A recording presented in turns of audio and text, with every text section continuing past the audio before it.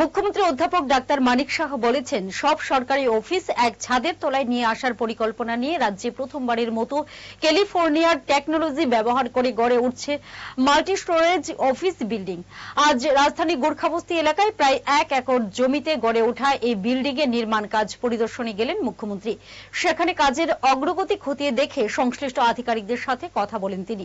পরে মুখ্যমন্ত্রী সাংবাদিকদের জানান, প্রায় 1 একর জমিতে নির্মীয়মান এই বিল্ডিং নির্মাণে ব্যয় বরাদ্দ ধরা হয়েছে 133 কোটি টাকা।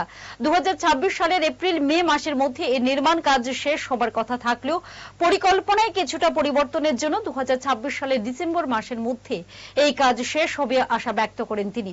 মুখ্যমন্ত্রী বলেন, অত্যাধুনিক প্রযুক্তিতে নির্মীয়মান এই বিল্ডিং এ থাকবে যাবতীয় নিরাপত্তা ব্যবস্থা, থাকবে 4টি লিফট, 400 আসন বিশিষ্ট কনফারেন্স হল, পার্কিং এর সুব্যবস্থা, সোলার সিস্টেমে বিদ্যুতীকরণ সহ আরো বিভিন্ন সুযোগ সুবিধা।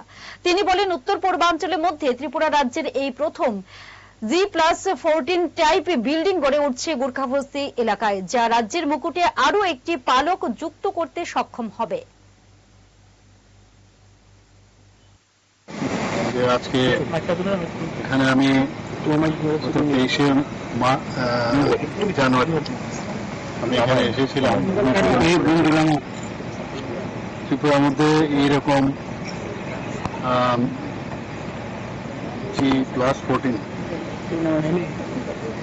এত উচ্চতা কোন বিল্ডিং এর আগে ত্রিপুরাতে হয়নি, প্রথম হচ্ছে।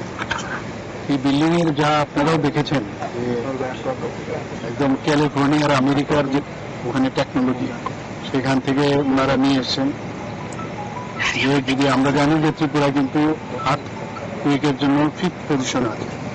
এখানে আর্থকুইক কিছুদিন আগেও আপনারা মাইনামারে দেখেছেন, তো কি অবস্থা হয়েছে আপনারা সবাই জানেন। সেই জায়গায় দাঁড়িয়ে আমার মনে হয় এই ধরনের বিল্ডিং এটা ভারতবর্ষের মধ্যে 1-2 জায়গায় হয়েছে, আমি যা খবর পেলাম। তো এখানে এই ধরনের বিল্ডিং হওয়ার, এত উচ্চতায় একটা বিল্ডিং হচ্ছে, এতে করে আমাদের যত অফিস আছে গোর্খাবস্তি, যে অন্যান্য অফিস তো আছেই, আমাদের ডাইরেক্টরের অফিসগুলো আছে, এখানে সবকটা অফিস একই ছাদের নিচে চলে আসে।